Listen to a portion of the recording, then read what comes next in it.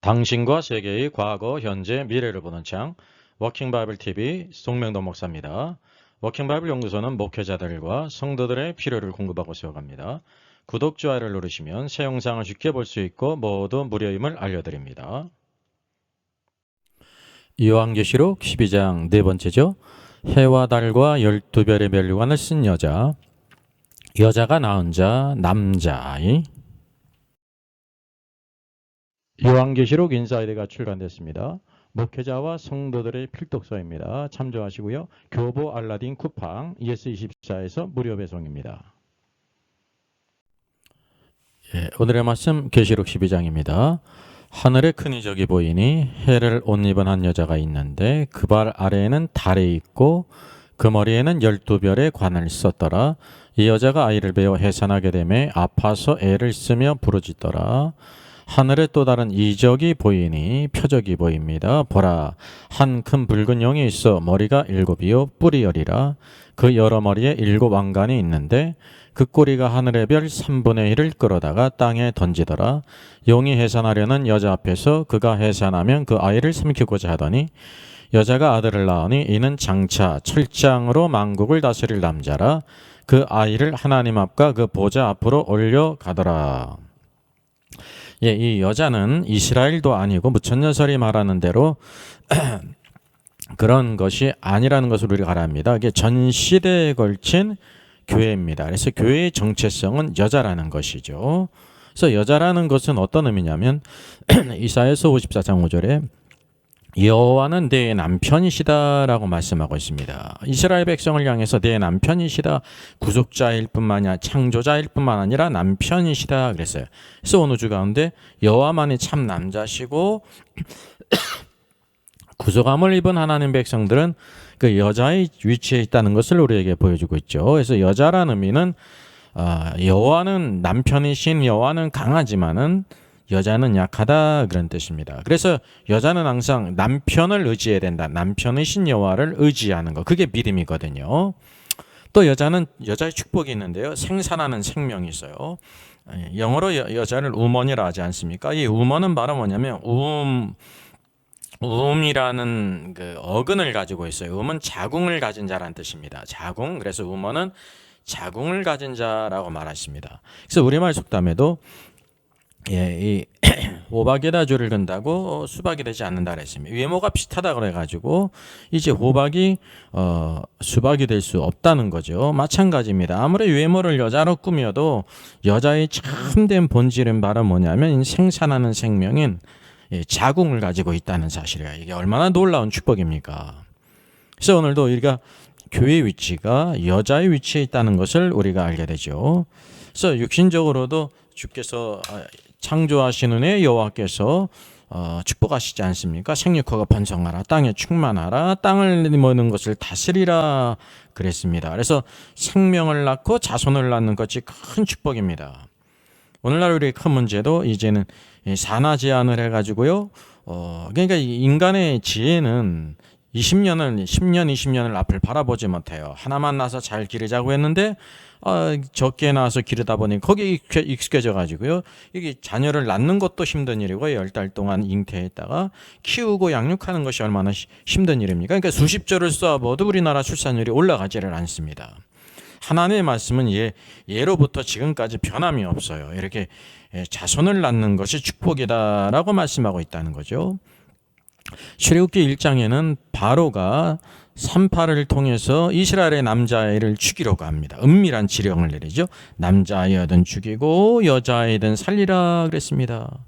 왜? 남자아이는 죽이고 여자아이 딸은 죽이지 말라 그랬어요. 왜냐하면 남자아이가 많아지게 번성하게 될 때 히브리 민족이 강대해지거든요. 그러면 지금 노예 생활을 하고 있는데 이렇게 애굽을 탈출할 것을 염려했고 전쟁이 일어나게 될 때 대적할 것을 염려했다는 사실이죠.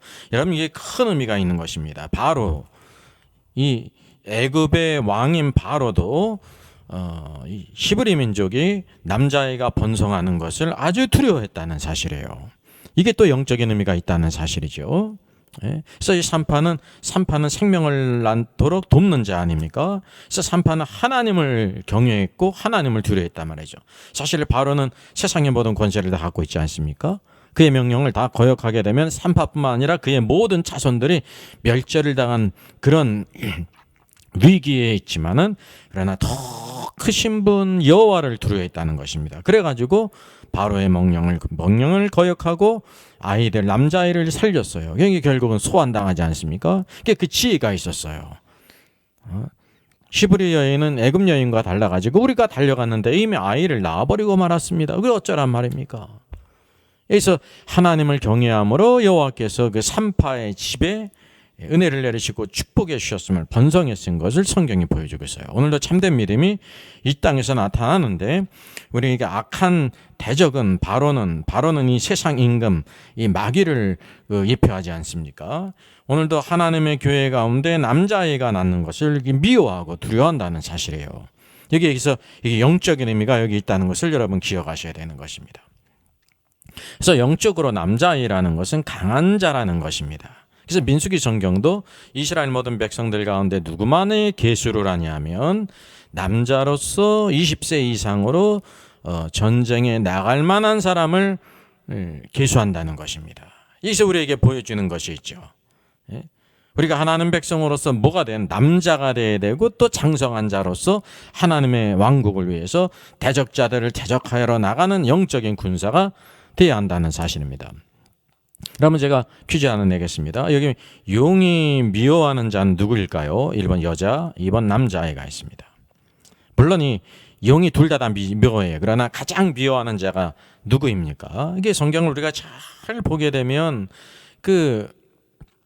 이 용이 누구를 삼키려고 해요? 여자를 삼키는 게 아니라 여자 앞에서 그가 해산하면 그 아이를 삼키고자 하더니라고 말하고 있습니다. 이 여자가 낳는 남자아이를 미워하기 때문에 대적하고 그를 삼키려 한다는 사실이죠. 여자가 아들을 낳았기 때문에 이제 아이는 이제 하나님과 그 보좌 앞으로 올려가지 않습니까? 그러니까 이제 여자를 핍박한다는 사실입니다. 그래서 오늘도 교회는 오늘도 하나님 앞에서 여자의 위치인데 남자아이를 낳는 것, 그것이 가장 하나님의 왕국을 위해서 이 사단의 왕국을 대적하는 자로서 가장 중요한 것이 바로 남자아이예요. 무천년설의 그 해석을 한번 간단히 서비하겠습니다. 무천년설은 모든 것을 상징으로 보죠. 여기 여자가 있습니다. 그리고 해를 입고 있었죠.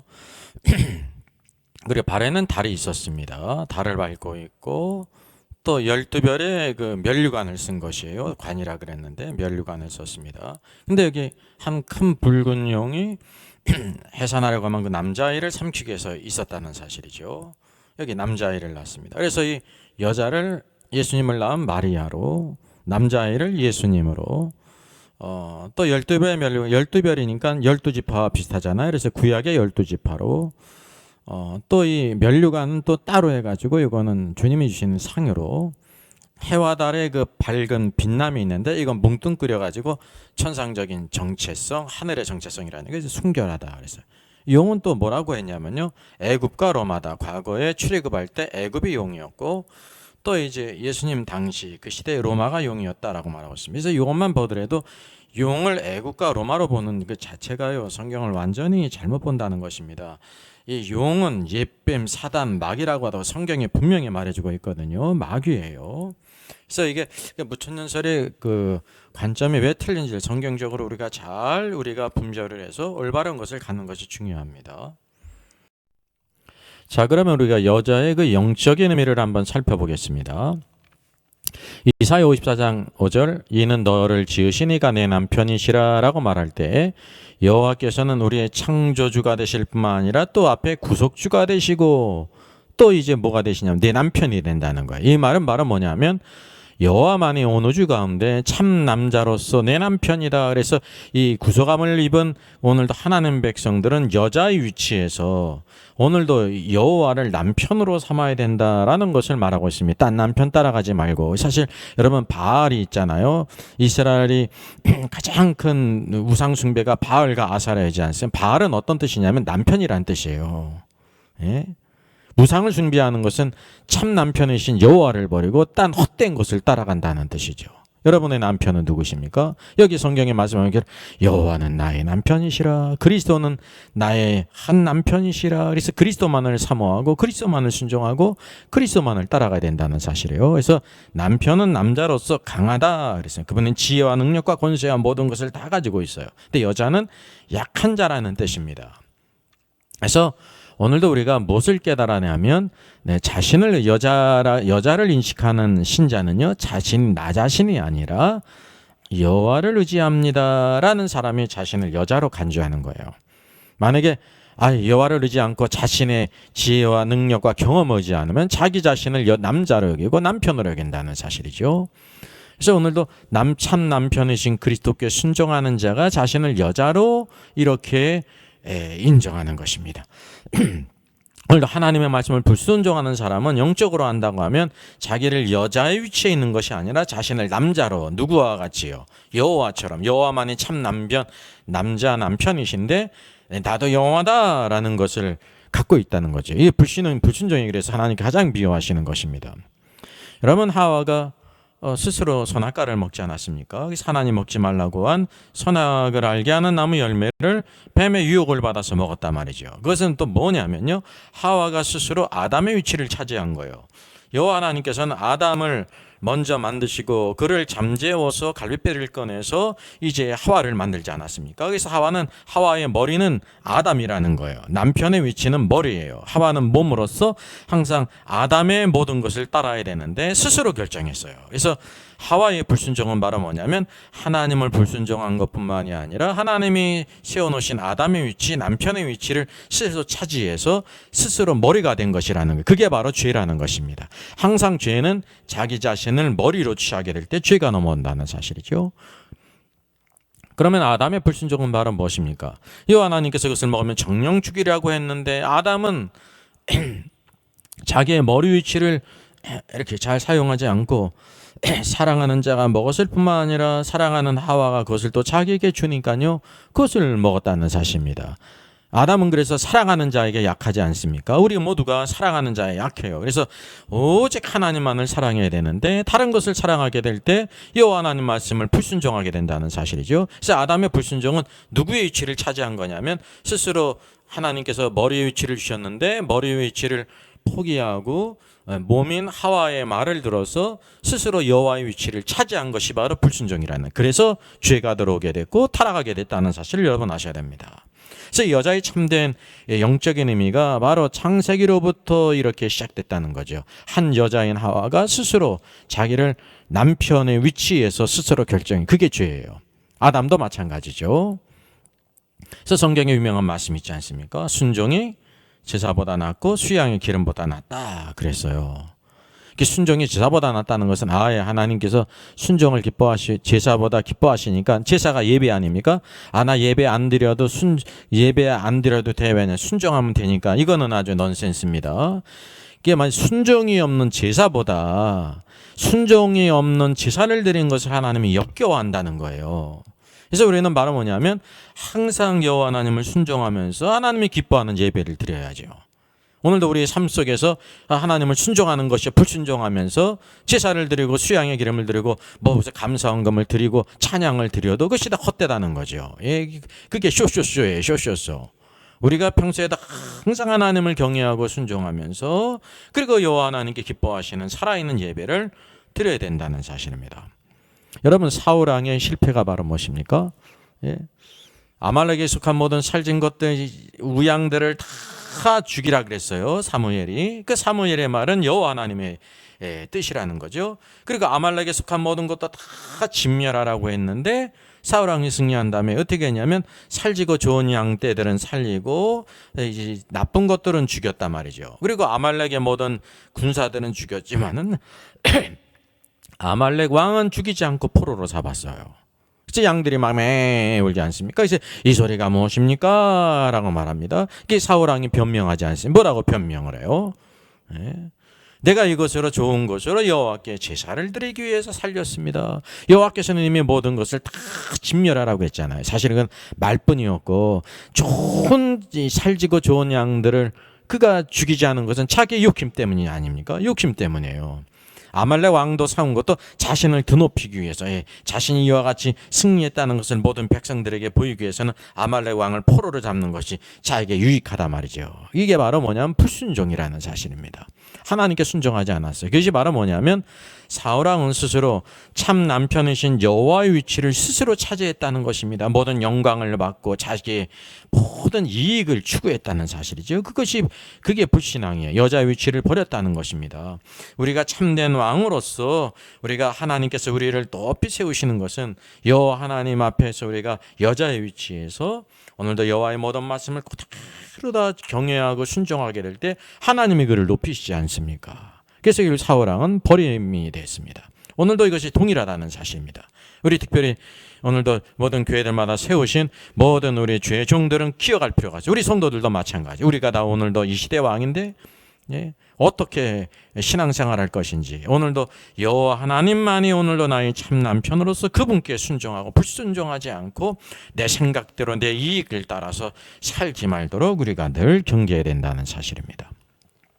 그래서 여러분, 참된 신앙이란 바로 무엇이냐면 참된 여자의 위치에 서는 것입니다. 이게 여자의 위치에 선다는 것은 뭐냐면 한 남편인 그리스도, 나의 오직 남편은 그리스도이시다. 그분의 능력과 권세가 있고 모든 것을 다 가지고 계시다. 그래서 그리스도만을 순종하고 그리스도께만 의지하는 것이 참된 신앙생활입니다. 이게 성경의 전체 흐르는 모든 여자의 참된 의미라고 하는 사실이죠.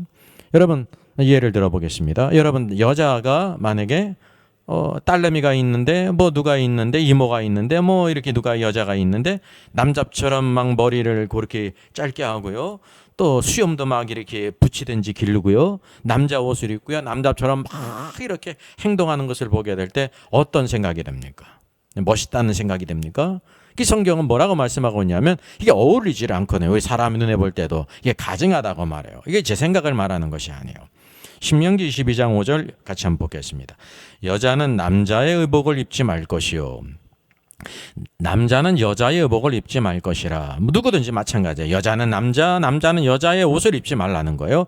이같이 하는 자는 내 하나님 여호와께 가증한 자니라 라고 말씀하고 있습니다. 이 말씀이 변함이 없어요. 여러분, 구약이나 신약이나 그 성경에 흐르는 모든 그 영은, 정신은, 그 닥트리는 동일하다고 하는 사실입니다. 왜냐하면 하나님께서는 남자를 만드시고 또 여자를 이렇게 만들었습니다. 남자가 여자가 될 수가 없고 여자가 남자가 될 수가 없는 것처럼 남자의 옷, 심지어 옷도 남자의 옷이 있고 여자의 옷이 있다는 사실입니다.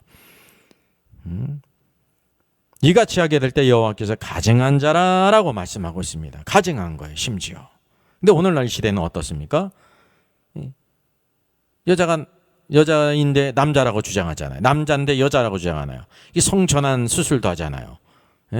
이 모든 것이 얼마나 악한가. 심지어 여호와 하나님께서는요, 모든 것이 다 구별되어 있기 때문에 여자가 남자의 의복도 입지 말고 남자도 여자의 의복을 입지 말라, 이렇게 모든 것이 서로 구별되어 있다는 사실이죠.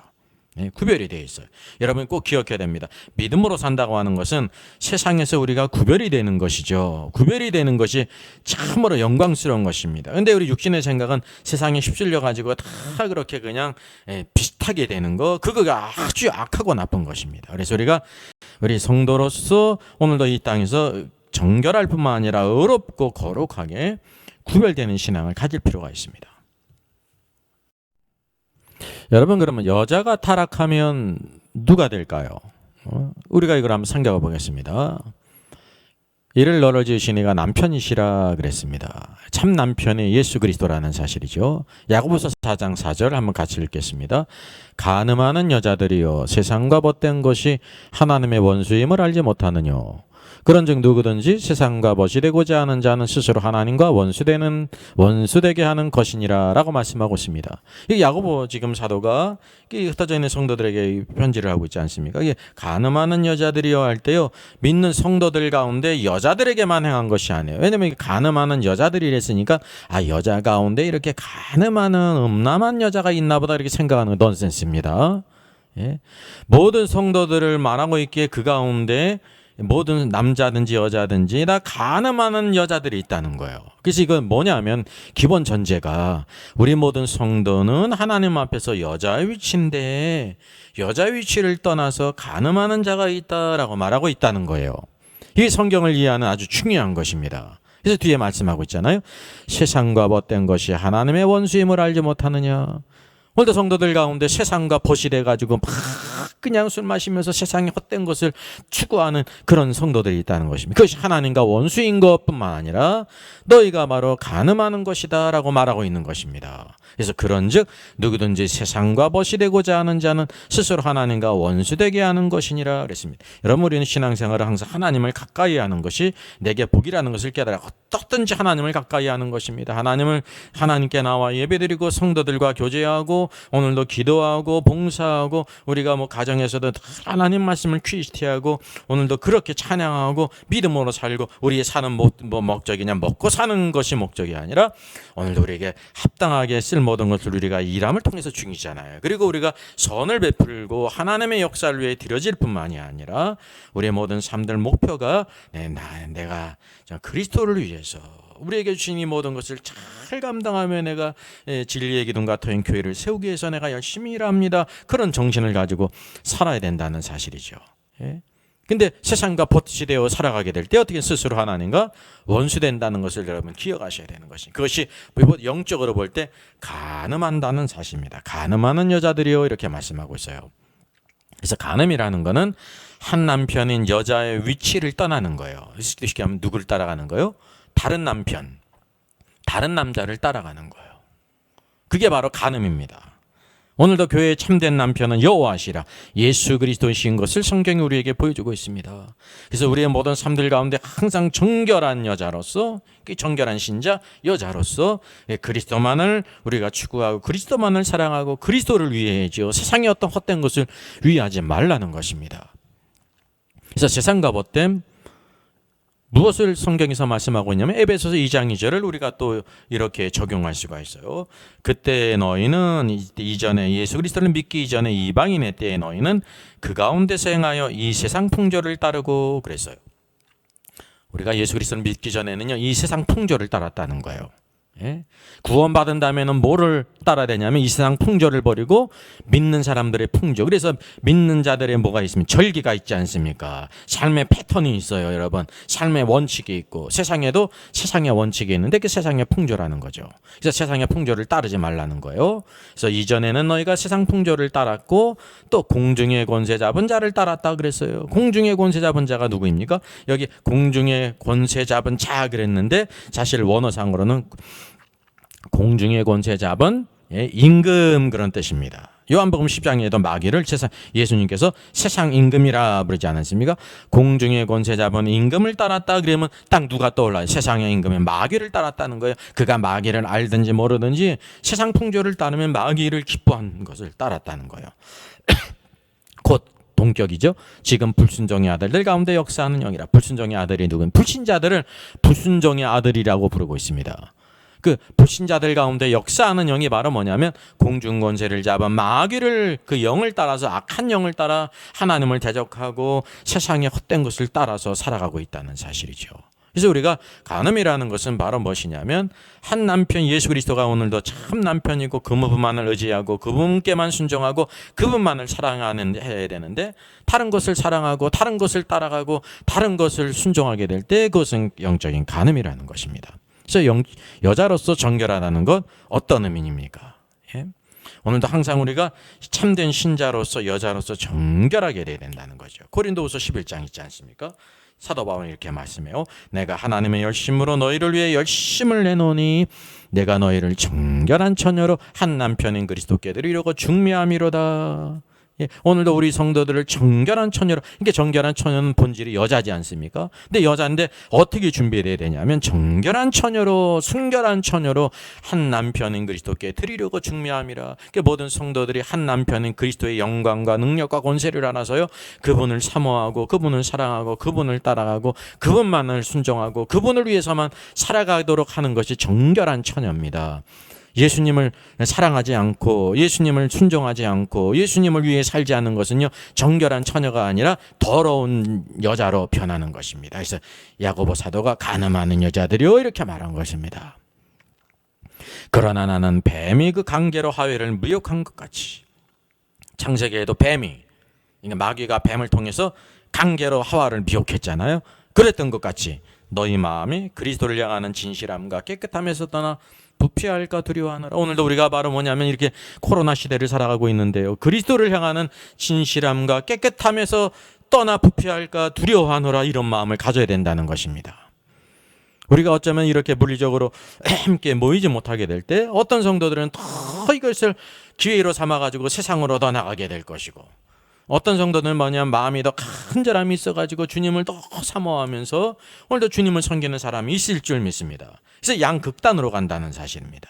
오늘도 악한 마귀의 관계가 있다는 것을 잊지 말고 오늘도 사도 바울의 열심을 품어서 우리가 늘 정결한 처녀로 남편인 그리스도께 온 아름다운 자로 드리기 위해서 힘을 써야 된다는 사실이죠. 그래서 한 남편인 그리스도의 말씀을 오늘도 우리 가운데 늘 새겨야 돼. 이게 성경 아닙니까? 성경의 가르침.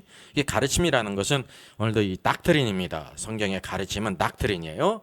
성경의 닥트린 외에 다른 닥트린, 세상의 헛된 닥트린을 오늘도 우리가 받아들이고 가르치는 것은 악한 것입니다. 왜 뭐를 만드냐면 우리를 정결한 처녀로 구별되게 하는 것이 아니라 막 더럽혀지고 오늘도 우리가 악한 자로, 간음하는 자로 바뀌게 된다는 사실이죠. 그래서 오늘도 우리가 초대교회는 누구의 가르침을 받았냐면 사도들의 가르침을 받았어요. 사도들의 닥트린이에요. 오직 하나님께로부터 온 닥트린. 이게 삶이 변화돼 가지고요. 자기의 것을 자기가 주장하는 사람이 없이, 그들의 모든 밭을 팔아가지고 다 사도들의 발 앞에 둬가지고 복음사역에 또 가난한 자를 구제하고 썼다고 하는 사실입니다. 누가 모르지 않았는데 열심으로 성전에 모이기를 힘썼어요. 기도하고 교제했어요. 모든 사람에게 칭찬을 받았고 구원받는 자가 더해졌다는 것입니다. 그래서 우리가 교회는 참된 여자의 길을 가는 것입니다. 여자가 타락하면 간음한 자입니다. 이제 심각하게 여겨야 되지 않습니까? 우리가 세상과 벗되고 하나님과 멀어지고 하나님 외에 다른 것을 사랑하고 추구하는 것을요 심각하게 여겨야 되는 거예요. 왜? 뭐라고 말하고 있기 때문에 간음하는 여자들이요. 간음하는 여자들. 오늘도 이 정결한 처녀의 길을 가야 되는 것입니다.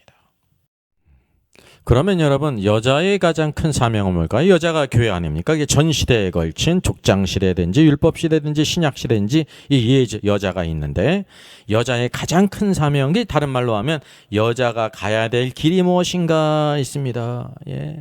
유행가 가사도 있잖아요. 홍도야. 홍도 여자의 길이 있잖아요. 홍도가 여자 아닙니까? 유황가 가사도 마찬가지입니다. 오늘도 교회가 오늘도 참 여자인데 여자의 가는 길 가장 큰 사명이 있다는 것입니다. 우리 마태복음 7장 22절 같이 한번 읽겠습니다.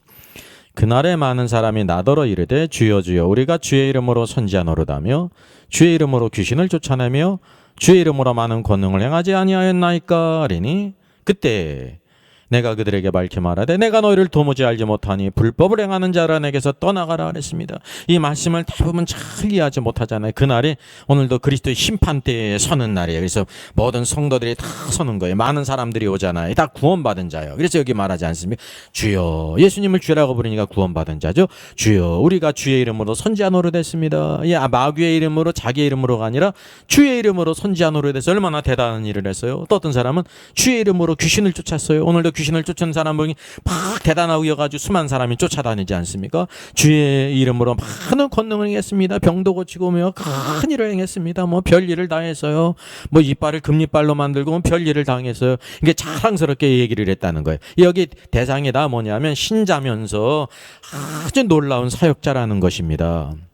여기 불신자가 없어요. 근데 그때 주께서 말씀하시기를 내가 너희를 도무지 알지 못하니 그랬어요. 도무지 알지 못한다 그랬어요. 여러분, 여기에 대한 영상은 자세한 것이 있습니다. 이 알지 못하는 것이 아주 너 모른다는 뜻이 아닙니다. 내가 너의 한 일을 인정하지 못한다 그런 뜻입니다. 언제부터? 이전부터, 지금이 아니라. 그래서 불법을 행하는 자들아 내게서 떠나라. 이들이 행한 일이 불법이라는 거예요. 참 이해하기 어렵죠. 그래서 여기 보게 되면 이 모두 다 대단한 일을 한 사역자예요. 공통점이 신자뿐만 아니라 신자 가운데 탑 클래스라는 거죠. 뭐든 존경하고 우러러보는 대단한 사람이야. 근데 주님께서 알지 못한다. 내게서 떠나가라. 그래서 내게서 떠나가라를 우리가 흔히 뭐라고 생각해요?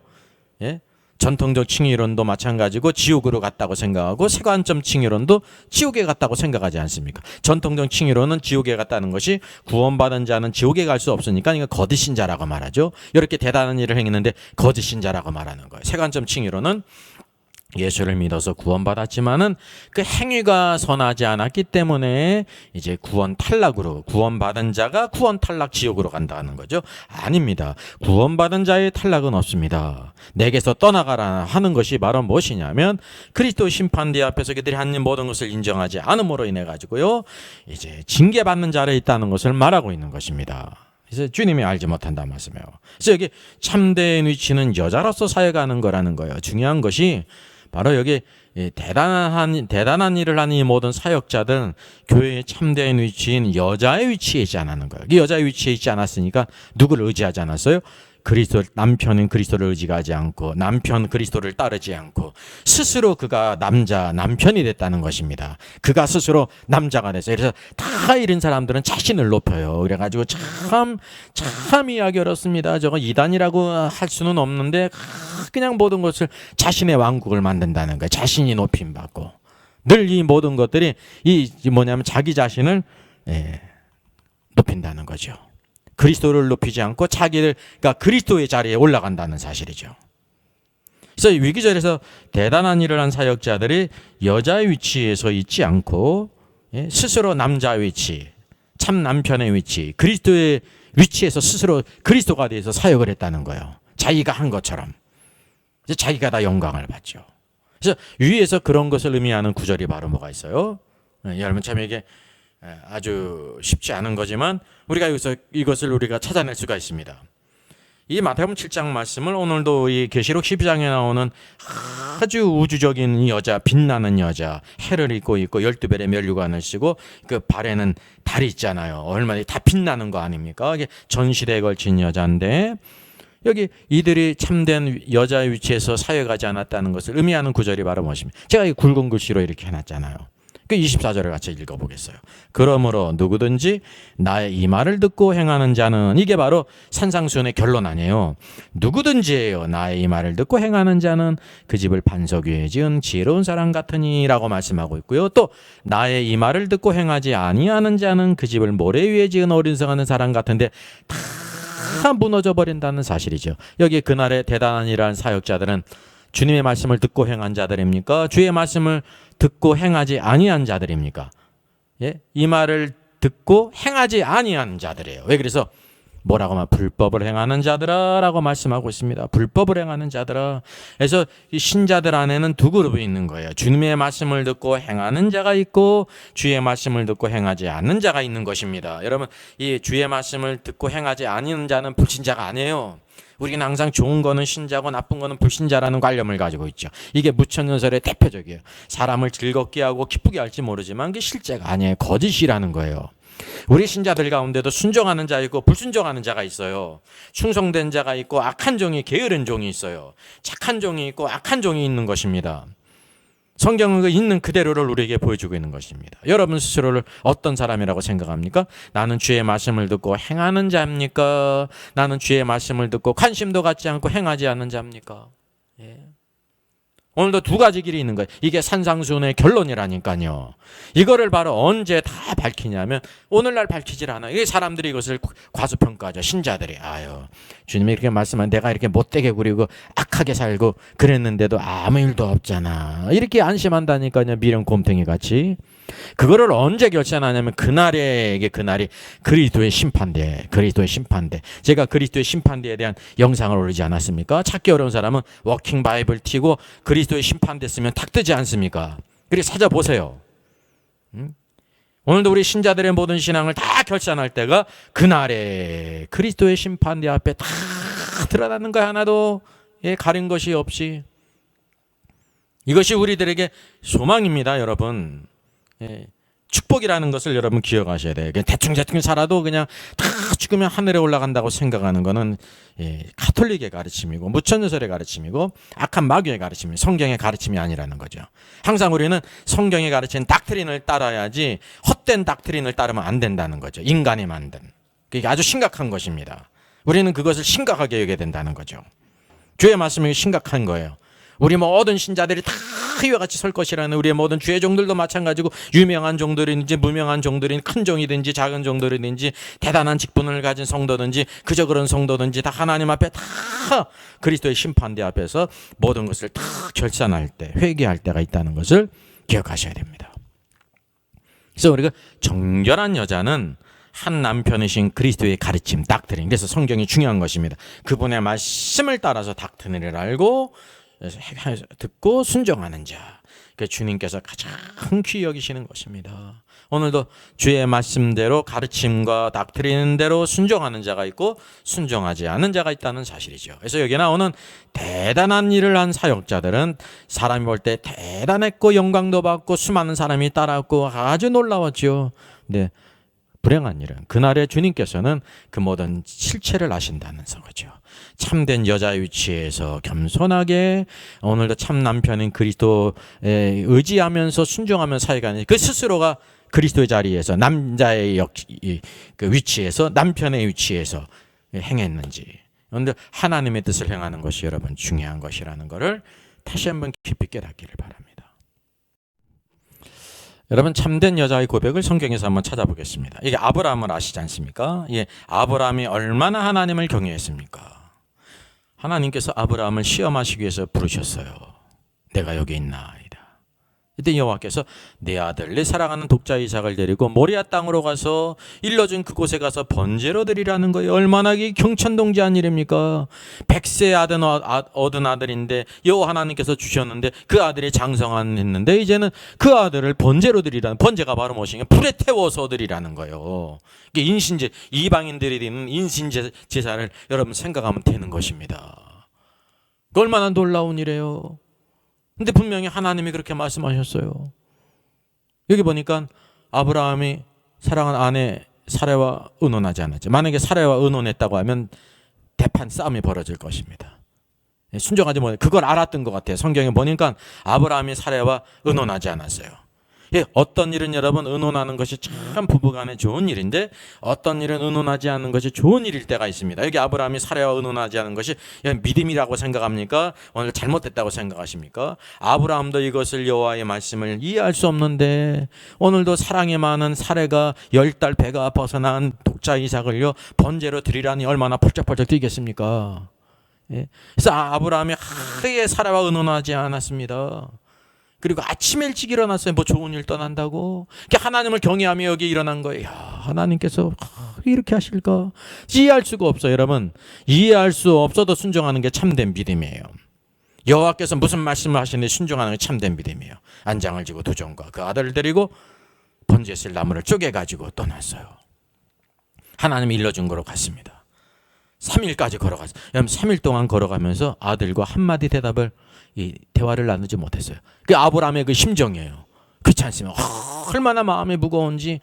그게 바로 참된 순종이라는 거죠. 여러분, 참된 순종은 우리가 하나님이 하신 말씀을 다 이해를 했기 때문에 순종하는 게 아니에요. 그래서 순종하는 사람도 있지만 아브라함은 절대로 이해할 수 없었는데도 순종했어요. 그래서 사흘길을 가면서 사랑하는 아들과 한마디 말을 나눌 수 없었습니다. 그게 얼마나 마음이 무거웠다는 것을 알 수가 있습니다. 또 멀리 그것을 바라봅니다. 그러다가 이삭이 말하잖아요. 아버지, 그래, 왜 나를 부르냐? 여기 불가나무는 여기 있는데 번제할 어린 양은 어디 있습니까? 이상하잖아요. 제일 중요한 게 번제물이 있어야 되는데. 이삭이 그때 깨달은 거예요. 그래서 아브라함이 말하죠. 내 아들아, 번제할 어린 양은 하나님이 자기를 위하여 친히 준비하시리라. 우리가 이걸 보면서 착각하는 게 있어요. 사실 우리는 성경을 쭉다 보면서 다 알기 때문에 그러죠. 그래서 우리가 아브라함도 그것을 알았다고 생각해요. 아, 내가 이렇게 가면은 하나님께서 내가 이 이삭에게 칼을 찔러가지고 이렇게 죽이려고 할 때 하나님께서 아브라함아 그래가지고 여호와 이래 내가 다 준비했다 말이죠. 우리의 인식을 아브라함으로 이렇게 전가시켜가지고 아브라함도 알지 않았을까 이러는 것입니다. 이거는 착각입니다. 그러지 않았어요, 여러분. 아브라함은 그걸 몰랐어요. 오직 하나님만을 경외했지. 그걸 모르면서 이 어린 양은 하나님이 자기를 위하여 친히 준비하시리라 그랬는데 이게 바로 뭐냐면 여호와 하나님께서 너를 번제로 드리라고 했어 라는 의미라는 거예요. 여러분, 이것이 성경을 참 바르게 이해하는 것입니다. 자, 일러진 곳에 이뤘어요. 제단을 쌓았어요. 나무를 버려놓았어요. 그의 아들 이삭을 결박했어요. 여기서도 우리는 뭐를 보게 되냐면요, 이삭의 순종을 알 수가 있는 것입니다. 이삭이 장년 아닙니까? 예? 이 알 수 없는 일을 하는 아버지를 막 해가지고 말이죠, 바라 그래가지고 안 죽을 수 있었어요. 결박당하지 않을 수 있었어요. 근데 이삭은 그러지 않았어요. 이게 이삭의 놀라운 믿음입니다. 물론 아브라함의 믿음도 대단히 놀랍죠. 제단 나무 위에 결박에서 이삭을 올려놨습니다. 손을 내밀어 칼 잡고 그 아들을 잡으려고 했습니다. 그때 여호와의 사자가 하늘에서 아브라함아, 아브라함아, 아브라함이 내가 여기 있나이다. 그 아이에게 손을 대지 말라. 그에게 아무 일도 하지 말라. 내가 내 아들 내 독자까지라도 내게 아끼지 아니었으니 내가 이제야 내가 하나님을 경외하는 줄을 아노라. 하나님께서요, 아브라함을 시험하시기 위해서, 시험은 템테이션이 아닙니다. 테스트예요. 오늘도 하나님께 테스트를 받는다는 것은 그의 믿음이 아주 굉장히 자랐다는 거죠.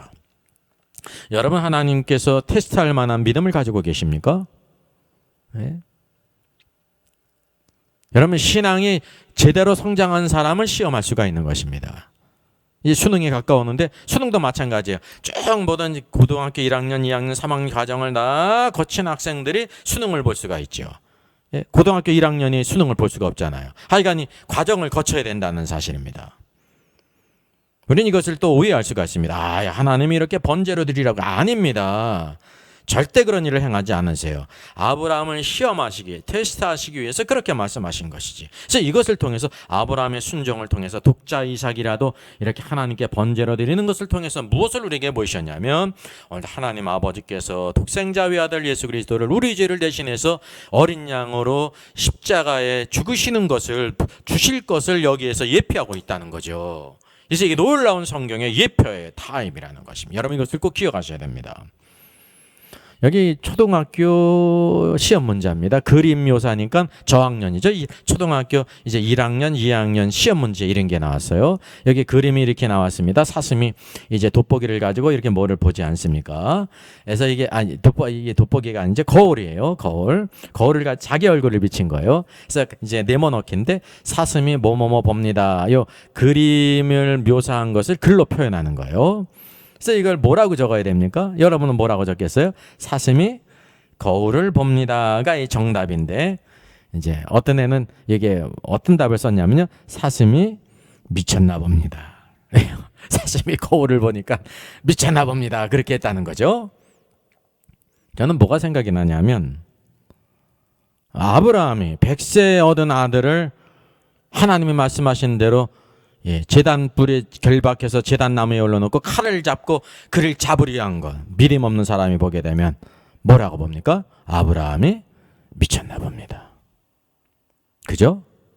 아브라함의 신앙을 이해하지 못하면 뭐라고 생각됩니까? 아브라함이 미쳤나 봅니다. 오늘도 우리 세상 사람들은 흔히 그래요. 우리가 하나님을 섬기고 교회를 섬기는 일에 대해서 광신이야. 광신기 아니에요. 우리가 주님을 사랑하지 못해서 부족한 것이지. 그리고 우리 신앙인의 관계도 마찬가지입니다. A 집사님 있고 B 집사님이 있는데, A 집사님이 열심히 기도하고 열심히 봉사하고 섬기고 막 그런다. 그게 말씀대로 순종한다고 그래요. 그럼 B 집사님은 어떻게 생각하냐면 너무 심하지 않아. 예? 너무 광적이야. 자기 시간도 가져야 되고 가정도 돌봐야 되고 뭐도 해야 되고 그러지. 저렇게 심하지. 그리고 심지어 뭐라고 얘기할 수 있냐면 미쳤나 봐. 이렇게 말할 수도 생각할 수가 있다는 거예요. 아니에요. 여러분, 우리가 하나님의 사랑을 참으로 깨닫는 사람은요, 우리가 무엇을 순종한들, 무엇을 섬긴들, 그게 과한 것이 어디 있습니까? 과한 것이 없다는 사실이죠. 참된 여호와를 경외하는 신앙이 아브라함을 통해서 우리 신앙이 어느 정도에 이르는지를 여러분 스스로 한번 분별해 보시기 바랍니다. 나는 하나님께서 뭐를 바치라고 하면 미쳤다고 생각할지.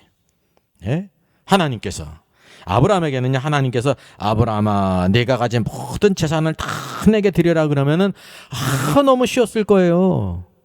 근데 오늘날 우리들은 만약에 그런다고 하면요, 그렇게 요구할 위치에 있는 사람도 많지 않지만 하나님은 미쳤나 봐, 이렇게 생각하지 않겠습니까? 근데 아브라함은 바로 뭐냐면 100세 아들 독자 이삭, 이 아들이 죽어버리면 그의 대는 끊기는 것입니다. 하나님의 약속은 또 그의 생각 안에 이루어지지 않는다는 거죠. 근데 그대로 순종했어요. 오늘도 이 참된 신앙을 우리가 가져야 될지 믿습니다. 그래서 우리가 흔히 성경은 이게 아브라함의 얘기고 남의 얘기니까 쉬워요. 근데 항상 우리가 내게 하는 거 쉽지 않습니까? 만일 우리에게 무엇인가를 하나님께서 요구하신다고 하면 여러분은 어떠냐는 거죠. 그래서 우리가 적어도 하나님께서 우리에게 독자 이삭을 요구하듯이 가장 소중하고 가장 귀한 것을 요구할 수 있을 정도로 신앙이 자라야 된다는 것입니다. 이를 위해서 우리는 평범한 모든 기초를 다 겪어야 된다는 거죠. 우리 신앙생활에 흔히 뭐를 말씀합니까? 성소주의. 여러분 주의를 지키는 것이 얼마나 중요한 기초예요. 기초. 그건 대단한 일도 아니에요. 기초라니까요. 그리고 모든 교회들마다 말이죠. 하나님 앞에 오늘도 11조를 구별해야 되는 이 기초지요. 대한민국 국민이면 다 세금을 하지 않습니까? 세금 안 한 사람은 다 감옥 가잖아요. 이게 99.9%는 다 세금을 드리는 것처럼 하나님의 왕국의 백성으로 11조 드리는 게 대단한 일이 아닙니다. 이게 기초를 튼튼히 하고 하나씩 또 앞으로 나가야지. 우리 일평생 오늘도 기초를 가지고 쌓는 그 어리석은 사람이 되지 말아야 된다는 것입니다. 그래서 하나님을 참으로 경외하는 위치에 오늘도 우리가 아브라함과 같은 믿음을 갖도록 우리가 생각을 바꿔야 된다는 거예요. 예, 신약으로 가서 참된 여자의 고백을 한번 찾아보겠습니다. 여러분 예수님께서 마리아를 통해 오셨잖아요. 그래서 먼저 마리아에게 천사가 왔습니다. 하나님께서 천사를 보내서 마리아에게 모든 것을 알려주십니다. 쉽게 얘기하면 마리아를 통해서 예수님을 잉태케 하시는데 여호와 하나님께서 마리아의 의사도 묻지 않고 믿음의 의사도 묻지 않고 그냥 강제로 그의 뱃속에다가 말이죠. 예수님을 잉태하지 않으세요. 인격적인 분이시기 때문에 그렇게 하지 않습니다. 여러분 꼭 그걸 기억하셔야 돼요. 그래서 천사가 방문한 것입니다. 이제 이렇게 수태고지 할 것을 여기 성령으로 말미암아 하나님의 아들을 탄생할 것을 알지 않았습니까? 그러니까 마리아는 뭐라고 얘기하냐면 나는 남자를 알지 못하니 어찌 일이 있으리까? 그래요. 그런데 나는 결혼하지 않았는데 어떻게 아이를 낳을 수 있습니까? 그건 불가능하지 않습니까? 그래서 이제 천사 가브리엘이 말하는 것이 봐라. 내 친족 엘리사벳도 늙었는데 아이를 뵈지 않았느냐? 본래 임신하지 못한다고 알려진 이가 이미 6달이 되지 않았느냐? 이게 바로 하나님의 능력이란다. 그래서 대저 하나님의 모든 말씀은 능치 못하심이 없느니라 그랬어요. 하나님의 모든 말씀은 능치 못함이 없으시죠. 그때 마리아가 뭐라고 고백합니까? 주의 여종이 오니 말씀대로 내게 이루어지이다 그랬습니다. 여러분 이 말씀대로 이제 이루어진다는 것이 무엇을 뜻합니까? 결혼하지 않은 여자가 배가 불러서 애를 낳게 될 때 모든 이웃 사람들이 다 손가락질할 거 아닙니까? 예? 마리아가 아주 정결하고 순결하고 아주 얌전한 여자인 줄 알았더니 못된 강아지 고양이 뭐 부뚱하게 올라간다고. 이야 저게 무슨 일이야? 그랬을 거 아니에요. 이게 일평생 마리아에게 주어진 하나의 어떤 십자가라는 거예요. 근데 그는 순종했어요. 그래서 마리아의 몸은 어떻게 결혼하지 않은 자신이 아이를 낳을 수 있습니까? 여러분 우리가 항상 이런 의문을 갖지 않습니까? 우리의 적은 이성으로. 여기 동정녀 탄생에 대해서 아주 유명한 이야기가 있습니다. 그 이제 과거 연예인 교회 이제 고 곽규석 장로님입니다. 그때 장로님이었고 후에 이제 목사님이 되셨어요. 그 곽규석 장로님이 이제 동료 연예인인 개그맨인 코미디언인 구봉서 장로님을 전도했습니다. 그러니까 열심히 있어가지고 전도를 했어요. 그래서 이제 전도를 하고 또 믿음으로 양육시키기 위해서 함께 성경 공부에 참석했어요. 참 우리 곽규석 장로님, 그 목사님 훌륭하신 분이죠. 그리고 이제 이 마리아의 그 동정녀 탄생에 대해 성경 공부할 때 구봉서 장로님이 이렇게 의문을 말했답니다. 어떻게 결혼하지 않은 마리아가 아이를 낳을 수 있느냐? 이게 말이 되느냐? 이게 따져 물었습니다. 그렇게 따져 물을 수가 있죠. 그래서 이 곽규석 장로님이 그 당시에 말문이 막혀버렸어요. 근데 이제 딱 생각나는 게 바로 뭐냐면 남편인 요셉이 괜찮다는데 웬 지랄이야 그랬다는 겁니다. 이제 서로 막약한 사이는 가까운 사이니까 그런 표현을 쓴 겁니다. 이게 뭐 꼭 나쁜 그런 쌍욕이 아닙니다. 남편이 요셉이 괜찮다는데 네가 뭔데 왜 난리냐 그런 뜻으로 얘기했다는 거예요. 아주 유명한 말이죠. 여러분 요셉이 숙맥이 아니면 다 알았습니다. 그래서 가만히 끊으려고 했잖아요. 그의 의로움이 여기서 나타났어요. 막 난리 피고 그러지 않았어요. 그랬더니 천사가 현몽하면서 요셉아 마리아가 잉태한 것은 성령으로 된 것이란다. 그를 데리고 와라. 그래도 여러분이 요셉이라고 하면 마리아를 데려올 수 있어요? 요셉의 훌륭한 신앙입니다. 하나님께서 꿈속에 주의 천사로 그렇게 알려주셨다는 거예요. 그래서 데려왔죠. 남편이 데려왔으니까 그럴 만한 다 근거가 있는 거 아닙니까? 이게 유명한 말씀이에요. 오늘도 우리 성경의 모든 말씀을 그대로 믿는 신앙이 귀한 신앙이에요. 만약에 여러분 마리아가 천사 가브리엘의 그 증거를 내가 남자와 결혼하지도 않았는데 동정녀로서 아이를 갖는다는 것을 믿지 못했다고 하면 어떻게 됐겠습니까? 예수님을 잉태할 수가 없어요. 왜냐하면 마리아가 내가 믿습니다 그러지 않으면요 성령님께서 강제로 잉태하지 않으세요. 그건 악령의 역사라니까요. 근데 마리아는 참 믿음의 여인이에요. 하나님을 경외하는 여인이었어요. 그래요? 하나님의 모든 말씀은 능치 못함이 없으시죠? 네. 엘리사벳도 늙어서 아이를 낳는데 이게 하나님의 역사군요. 그러면 저에게도 하나님께서 그렇게 역사하실 수 있겠네요. 주의 여정이여 말씀대로 내게 이루어지이다. 자기 생각을 내려놓고 참된 여자 위치에 있었다는 것입니다. 만약에 또 두 번째 마리아가 믿지 못했다고 하면 어떤 결과가 있겠습니까? 마리아와 천사의 상황입니다. 여러분 생각해 보세요. 1번 예를 들면 1번 승냥이, 2번 승강기 엘리베이터요. 3번 승산이 없다 그러잖아요. 4번 승강이. 예? 뭐갈까요? 4번 승강이가 막 벌어졌을 거 아닙니까? 왜냐하면 마리아가 이 말씀을 오케이 믿습니다 하지 않으면 천사가 떠나갈 수 없잖아요. 예? 그럼 서로 얼마나 고생입니까? 근데 마리아가 어떻게 했냐면 주의 여정이 오니 말씀대로 내게 이루어지이다 믿습니다 그랬다니까요. 이게 마리아가 참 훌륭한 믿음의 여인이라는 것입니다. 예? 그러니까 그 수많은 여인들 가운데 그런 택함을 입었죠. 여러분은 수많은 사람들 가운데 이렇게 무슨 일이든지 하나님 앞에서 택함을 입는 자가 될 수 있습니까? 그래서 우리가 믿음으로 늘 구별되고 참된 여자의 위치, 남편이신 여호와께서 말씀하신 대로 다 이루어집니다. 이해하지 못할지라도 그대로 받아들이는 게 참된 믿음이라는 것을 꼭 기억하셔야 됩니다. 자, 그럼 여자와 그 남자아이를 한번 마지막으로 간단히 정리하겠습니다.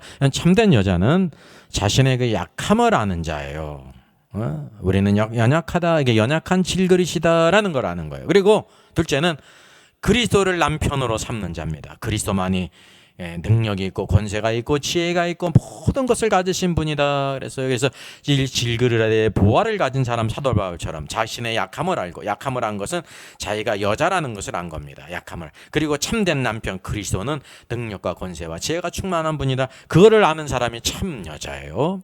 그리고 그 그리스도께, 남편인 그리스도께 순종하고 의지하는 자입니다. 그래서 믿음은 하나님을 의지하는 거잖아요. 그리스도를 의지하는 게 믿음이에요. 그리고 그리스도를 의지하기 때문에 그리스도께 순종해야죠. 여러분 누구에게 순종하고 있습니까? 누구를 의지하고 있습니까? 참 남편이신 그리스도를 순종하고 의지해야 하는 것이 축복입니다. 그럴 때 능력과 권세와 모든 것을 가진 참 남편인 그리스도께서 모든 것을 공급해 주시고 책임져 주시고 이루신다는 사실이죠. 그래서 전 시대에 걸친 교회에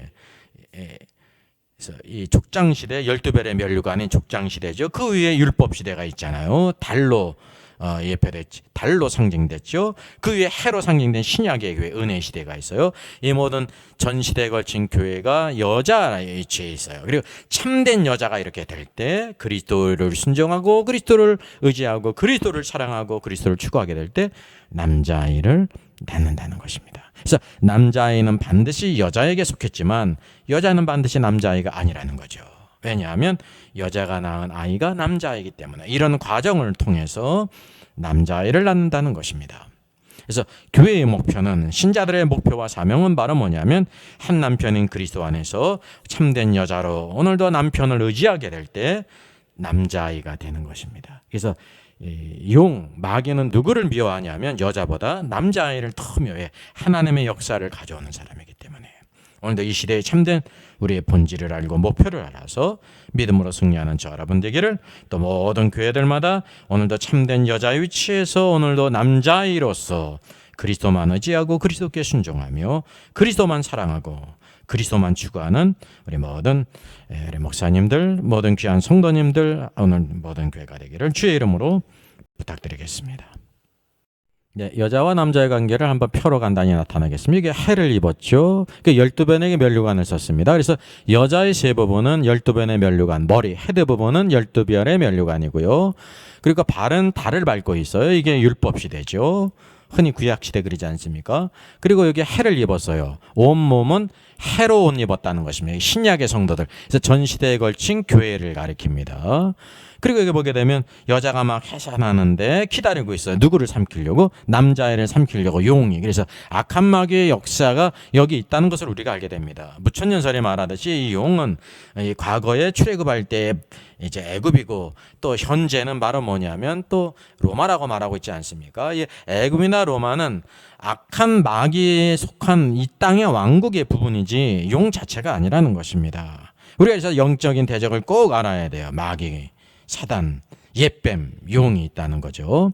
그래서 여기 보면 12별의 멸류관은 첫 번째 족장시대죠. 아담으로부터 모세 이전까지 족장시대 12별의 멸류관이 있습니다. 그 다음엔 율법시대, 율법이 주어졌죠. 그게 달시대요. 그래서 달은 차기도 하고 기울기도 하지 않습니까? 그래서 오늘도 우리가 역사서를 쭉 보게 되면 모든 왕국들이요 막 달이 차듯이 막 하나님을 경외하고 막 신앙의 개혁을 이룰 때가 있는 반면에 막 기울어져가지고 우상숭배를 하고 막 기울어질 때가 있지 않습니까? 그 어둠이 올 때가 있잖아요. 그게 바로 그래서 율법시대의 모든 것들은 달로 이렇게 났습니다. 그리고 신약은 해로 그렇게 해를 입었다 그렇게 말씀하고 있습니다.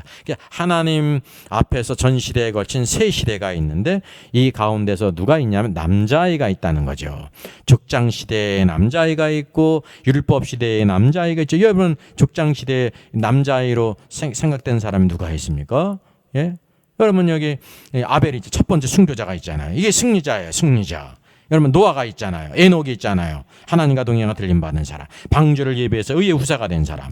예, 쭉 아브라함이 있고 야곱이 있고 이삭이 있지 않습니까? 이게 다 남자예요. 족장시대. 그리고 율법시대 사무엘을 보세요. 율법시대 오늘도 바로 무엇이냐면 승리자 아닙니까? 남자아이라니까요. 사사들을 보세요.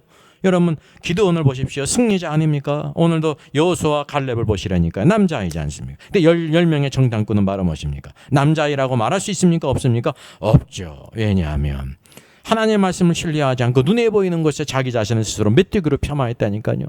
그 믿음이 없는 사람의 말을 듣고 이스라엘 모든 백성들이 다 하나님을 원망하며 울면서 그냥 애굽으로 돌아가자. 그래서 항상 하나님 백성 가운데 남자의 강한 자 참으로 그리스도를 의지하고 신뢰하고 영적으로 싸워 이기는 사람이 있습니다. 신약에도 마찬가지로 이런 남자애가 있죠. 이게 중요한 것입니다. 오늘도 교회의 사명은 교회가 가는 길은 바로 참된 여자로서 남자아이를 낳는 것입니다. 제가 새로운 저수를 지금 준비하고 있습니다. 제목은 여성 안수 금지는 남녀 차별인가 복음적인가 라는 주제입니다. 이게 작은 주제 같지만 아주 중요한 주제고요. 성경 창세기로부터 전체에 흐르는 아주 중요한 이제 성경적인 남녀 관계와 하나님의 헤드십과 관계되어 있습니다. 그래서 부제는 김세훈 교수의 그리스도가 구속한 여성을 비평했습니다. 김세훈 교수는 여성 안수가 성경적이라고 주장합니다. 따라서 그것을 제가 이렇게 비평하면서 성경에서 뭐라고 말씀하고 있는지를 제가 제시를 해야 됩니다. 이건 이제 9월 말이나 10월 초 출판 예정입니다. 이 책에 대한 소개가 있고요. 특별히 세트 특별 판매가 있습니다. 필요하신 분들 특별 기간에 신청하시면 되겠습니다. 여러분들이 북폰 등으로 같이 이렇게 참여할 수 있습니다. 예, 저의 저서를 소개해 드리겠습니다. 계시록과 다니엘서의 전반적인 조망을 다룬 때를 알라 주님이 오신다가 있고요. 또 구원 탈락인가 거짓 신자인가가 있습니다. 워킹 바이블 정기 세미나 매월 첫 주일에 있습니다. 다음 달은 5월 5일에 있습니다. 신청자 같이 참석할 수 있습니다.